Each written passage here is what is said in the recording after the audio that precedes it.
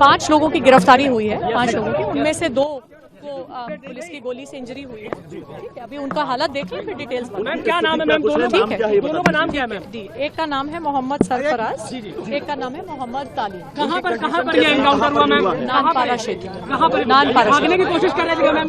नेपाल का क्या कनेक्शन है? उसके नजदीक अभी बताती हूँ, मैं देख के आई विल कम। बंद करो ये नाटक, बंद करो क्रिमिनल्स को सिक्योरिटी देना, बंद करो उनको पिज्जा खिलाना और जीजा बनाना। बहराइच की जनता ने न्याय मांगा है। पैर में गोली मारना न्याय नहीं है। गोली यहां लगनी चाहिए थी जो पैर में लगी है, और कुछ लोग इसको न्याय समझ रहे हैं। उन गद्दार दोगले नेताओं को भी मैं बोलना चाहूंगा, कुछ दिन पहले जब गोपाल मिश्रा जी के साथ इतनी बर्बरता हुई थी, 25 से 26 गोलियां उनको मारी गई थी, उनके नाखून निकाले गए थे। उस समय तुम्हारे को सांप सूंघ गया था, मर गए थे तुम। कहां बिजी हो गए थे उस समय? एक के भी मुंह से एक शब्द नहीं निकला था।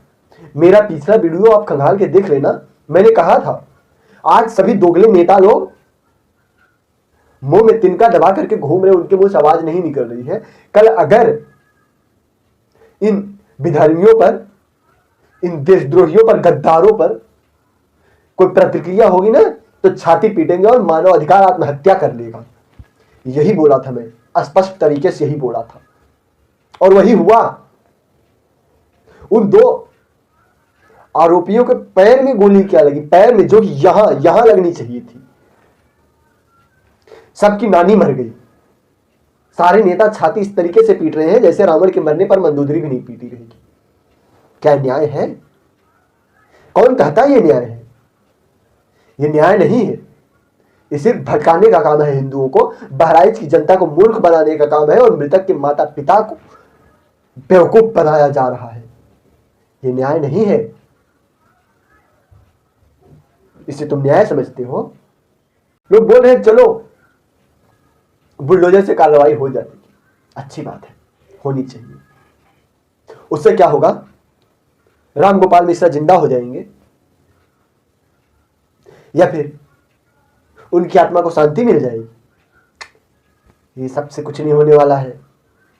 जब तक उन आरोपियों को फांसी नहीं होती या तड़पा के नहीं मारा जाता, तब तक कोई प्रतिशोध पूरा नहीं होगा, कोई न्याय नहीं होगा। बंद करो ये नाटक। और जो दोगले नेता लोग छाती पीट रहे हैं, जरा उनका भी वीडियो देख लीजिए, फिर इनका भी मैं क्लास लूंगा अच्छे से। एड्रेस बताना चाहिए था, एड्रेस भी नहीं बताएं। और फिर जहां पर हादसा हुआ और उससे 70 किलोमीटर दूर ले जाकर हथियार छुपाता है अपना, और फिर जहां पर ये एनकाउंटर होता है वो कितनी दूर है उस हथियार दस्तयाब करने की जगह से। तो ये सरासर गलत है। ये एक संविधान की धज्जियां उड़ाई जा रही हैं।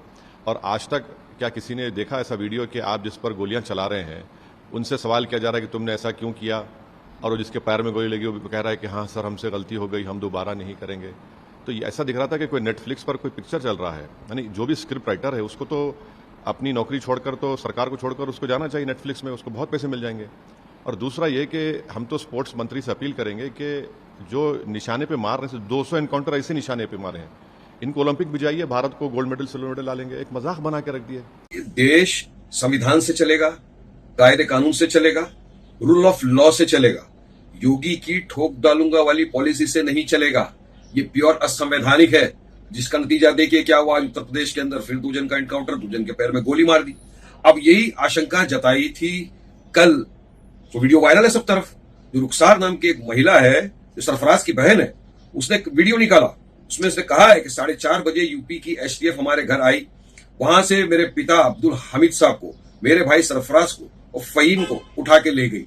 अब उनको कहां ले गई, किधर ले गई, किसकी कस्टडी में वो है, किस हाल में, कुछ किसी को पता नहीं है। उन्होंने रिक्वेस्ट किया देश के प्रधानमंत्री को, योगी आदित्यनाथ जी को, कि भाई आप इंश्योर करिए कि इनकी हत्या ना हो जाए, हमको डर लग रहा है कि कुछ इनके साथ गलत हो सकता है। जब कभी भी जांच होगी, बहुत से दोषी लोगों के खिलाफ कार्रवाई होगी, जेल भी जाएंगे। और आपको तो वो दिन भी याद होगा जिस समय अखबार में निकला था, इसी प्रदेश के, इसी सरकार के सबसे पहले डीजीपी, उन्होंने कहा कि ये पुलिस जो आज इनकाउंटर कर रही है, कल इनके साथ कोई खड़ा नहीं दिखाई देगा। जो इनकी सरकार के पहले डीजीपी हों, वो इन पर सवाल खड़ा कर रहे हों कि ये जितने भी इनकाउंटर हो रहे हैं, इनकाउंटर नहीं है, ये हत्या हो रही है। इसीलिए उन्होंने कहा कि जो लोग ये हत्याएं कर रहे हैं, एक दिन ऐसा आएगा जब इनके साथ कोई खड़ा नहीं होगा।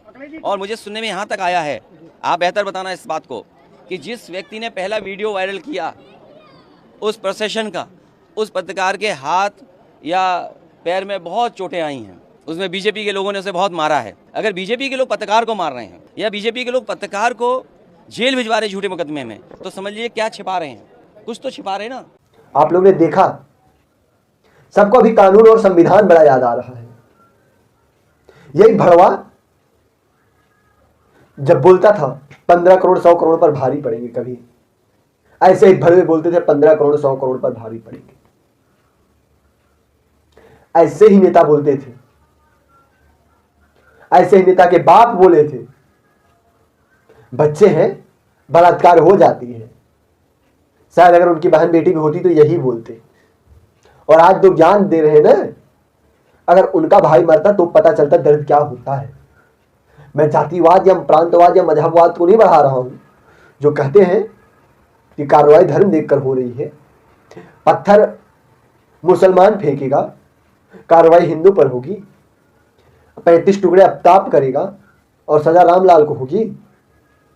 खैर, वो सुप्रीम कोर्ट भी कहता है कि अपताप जैसे दरिंदों को 3rd डिग्री टॉर्चर ना करो, उस कोर्ट पर हम भरोसा कर ले, राम गोपाल मिश्रा को न्याय मिलेगा। कौन से बेस पर कर ले भैया, कौन से बेस पर? है किसी के पास कोई शब्द? चलो बुलडोजर से कार्रवाई हो जाए, घर तोड़ देंगे। घर तोड़ देने से क्या हो गया? कितने का घर है? 10 लाख 15 लाख, इससे ज्यादा औकात नहीं होगी बनाने को लोग की। क्या एक इंसान की जिंदगी की कीमत 10-15 लाख समझ रहे हो तुम? क्या न्याय हो जाएगा उससे? जब तक फांसी की सजा नहीं आती है, तड़पा के नहीं मारा जाता, कोई न्याय नहीं होगा। और मैं बहराइच वालों को ही बोल दूं, तुम लोग दांतों पर तिनका दबाकर मत बैठो। कोई शासन प्रशासन तुम्हारे साथ न्याय नहीं करने वाला है। तुमको रोडों पर आना पड़ेगा अपने अधिकारों के लिए, अपने अधिकार की रक्षा करने के लिए, अपने बच्चों को उज्जवल भविष्य के लिए। नहीं तो आज एक राम गोपाल मिश्रा मारा गया है, कल कोई और मारा जाएगा, परसों कोई और मारा जाएगा, और ये सिलसिला रुकने वाला नहीं है। ये सिलसिला बढ़ता रहेगा। मैं ये नहीं कर रहा हूं तुम नरसंहार शुरू कर दो, परंतु अपने अधिकारों की रक्षा करो, अपनों के लिए लड़ो। कुछ नहीं होने वाला। नहीं तो मैं कभी ऐसा वीडियो नहीं बनाता था जिस आक्रोश में बना रहा हूं। जी कर रहा, अगर मैं बहराइच में होता तो बात कुछ और होता।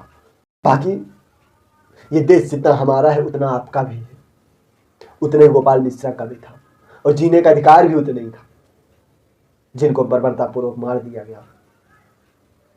अगर मित्रों न्याय नहीं मिलता है गोपाल मिश्रा को, तो आने वाले वर्ष में कोई ताजिया जुलूस नहीं निकलना चाहिए। अगर निकल गई तो धिक्कार है तुम लोग को।